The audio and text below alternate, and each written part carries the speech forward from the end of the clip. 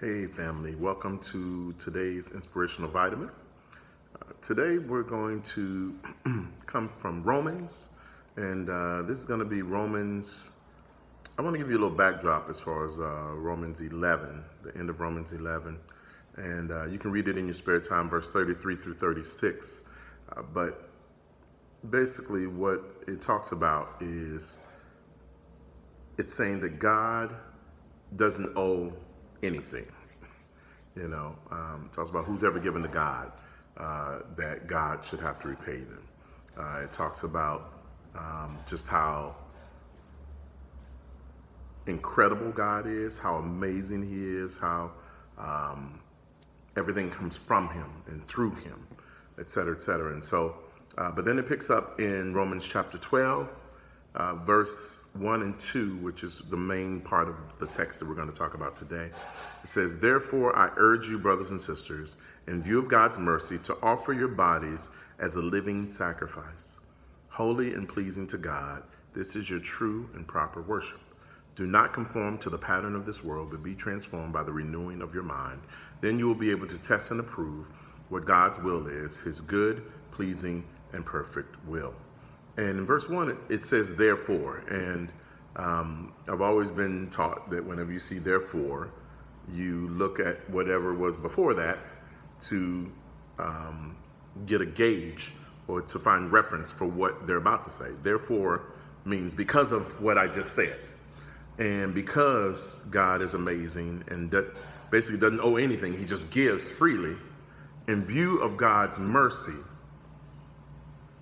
we need to offer our bodies as a living sacrifice. And so what I wanted to do was just encourage you, after this is all over, or you can even pause right now, to think about specifically about the many instances of God showing you mercy personally. For me, I know that I think about a number of different things. I think about how I was disobedient and disrespectful to my mother as a child growing up. I think about how I was engulfed in sexual sin, pride, and arrogance. I think about I had 3 accidents in my life. One was with Danielle, where the car flew off the highway, went airborne, and hit a tree 10 feet in the air. I think about when I committed adultery and how I should have been divorced and really only seen my children every other weekend.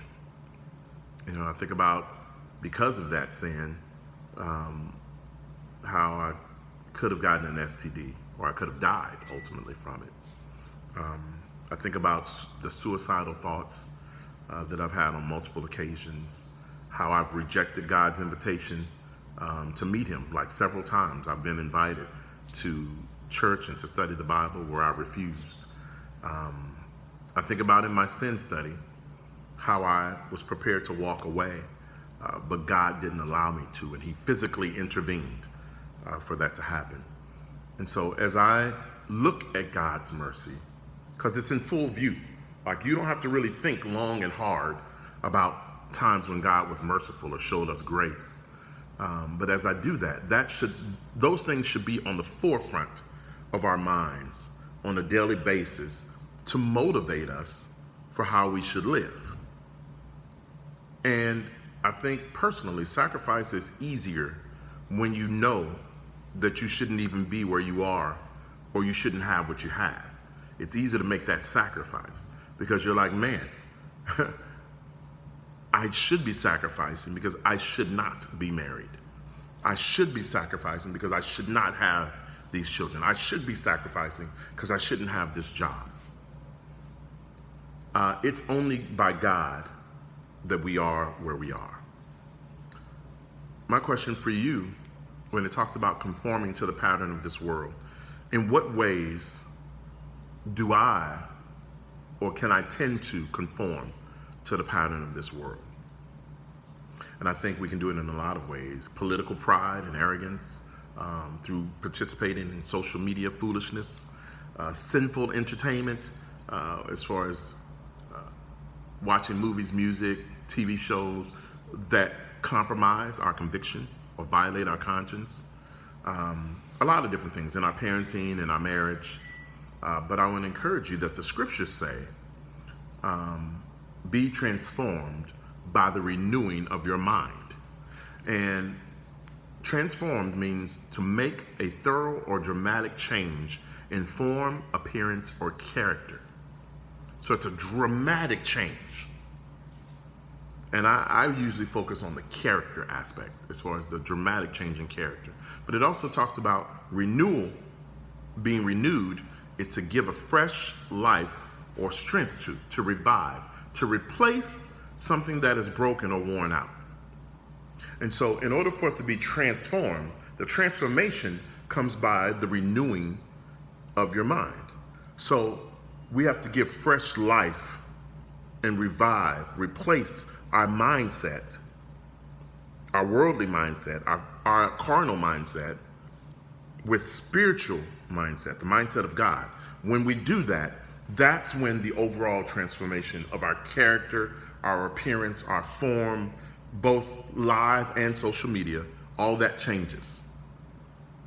So the question, what I also want to say is, do you want to be a little better with whatever God's will is?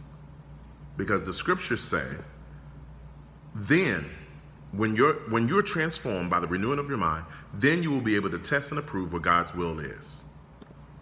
Do you want to be a little bit better with whatever God's will is? The elections are coming up. Biden, Trump, and you may have a hard time with whatever the outcome is. But dare I say, you can test and approve the outcome, even if you don't like the person, by renewing your mind and allowing yourself to be transformed so that you do not conform to the pattern of this world.